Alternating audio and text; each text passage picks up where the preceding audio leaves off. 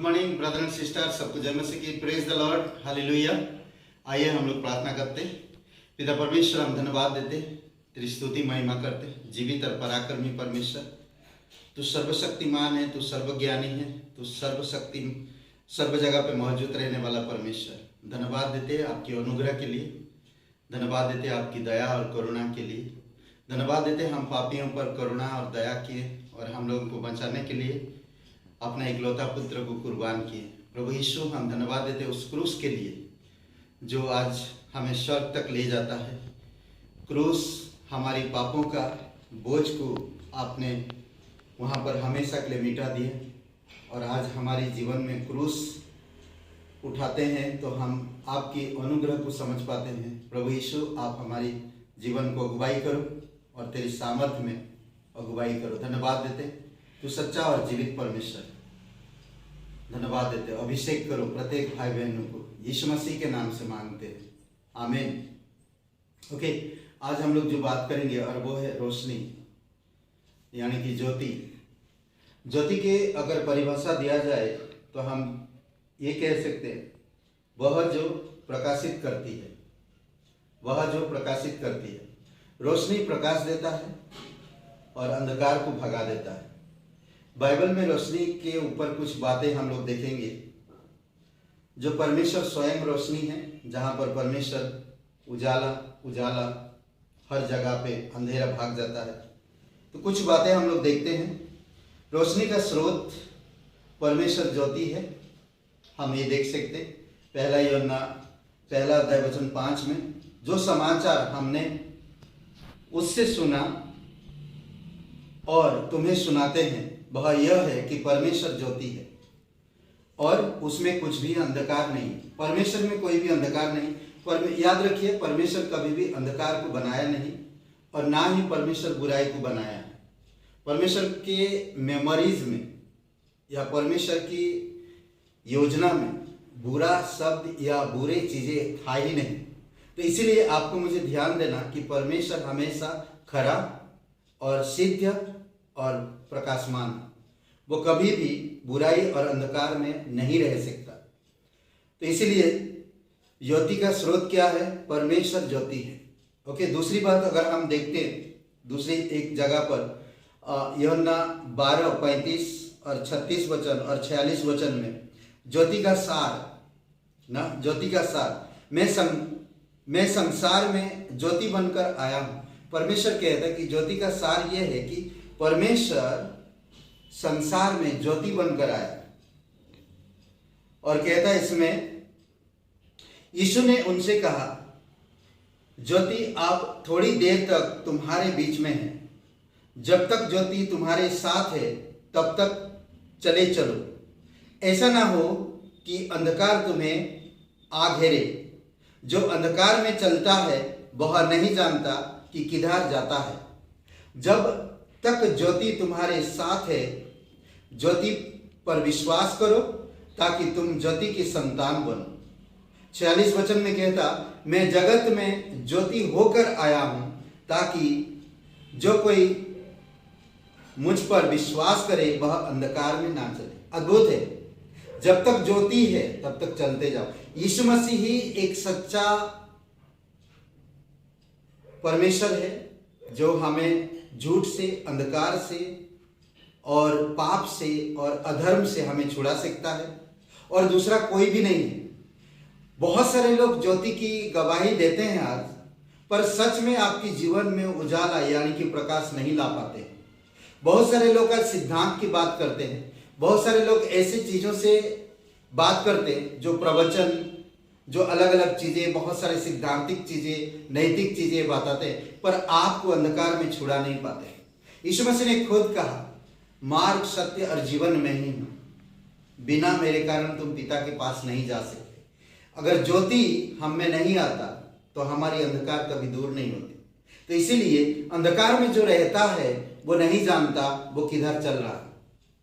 इसीलिए हमें ज्योति की जरूरत है और यीशु पर जो इंसान विश्वास करता वो ज्योति को प्राप्त किया है और वो अंधकार में कभी नहीं रहेगा। इसीलिए जरूरी है कि आपको, मुझे ज्योति पर विश्वास करने की जरूरत है।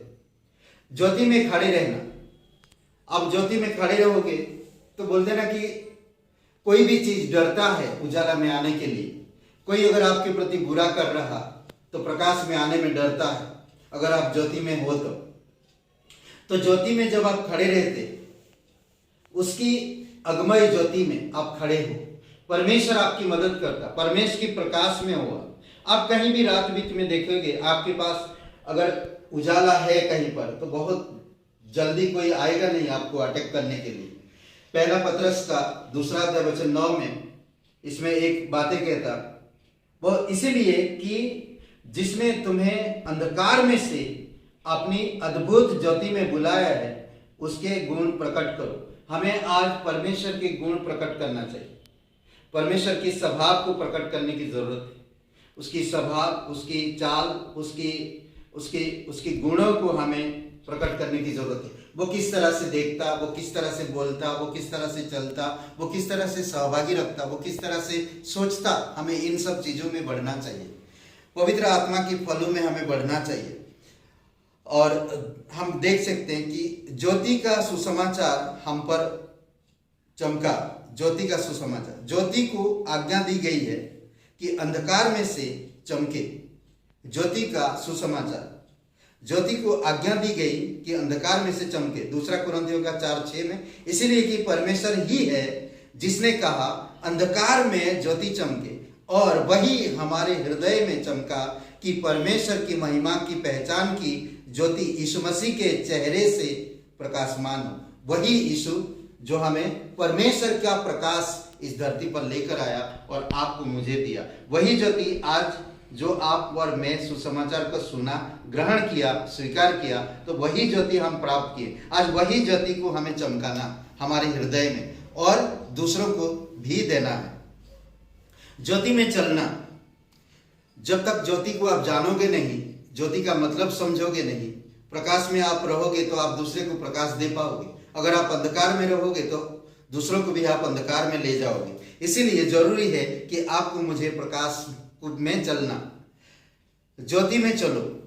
1 यूहन्ना 1:7, पर यदि जैसा वह ज्योति में है वैसे ही हम भी ज्योति में चले तो एक दूसरे से सहभागिता रखते हैं, और उसके पुत्र यीशु का लहू हमें सब पापों से शुद्ध करता है। जैसा वह है, वह ज्योति है, हमें भी ज्योति में चलने की जरूरत है। समझ रहे हैं? ज्योति से सुरक्षा, ज्योति के हथियार ना, ज्योति में सुरक्षा है। और ज्योति के हथियार को किस तरह देखते हैं? रोमियो का 13:12 में कहता, रात बहुत बीत गई है और दिन निकालने पर है। देखेंगे रात में चोर, डाकू, जानवर, कीड़े मकोड़े बहुत कुछ उड़ते फिरते हैं। जैसे जैसे सवेरा होने लगता है, सब कोई अपने अपने बिल में, अपनी अपनी स्थान में लौट जाता है। रात में घूमते नहीं, वो दिन आ गया, दिन आ जाता है। तो उसी प्रकार अगर आप परमेश्वर में हो तो शैतान कभी भी परमेश्वर की ज्योति में, ज्योति के हथियार जब आपके साथ है तो वो अटैक नहीं कर पाएगा।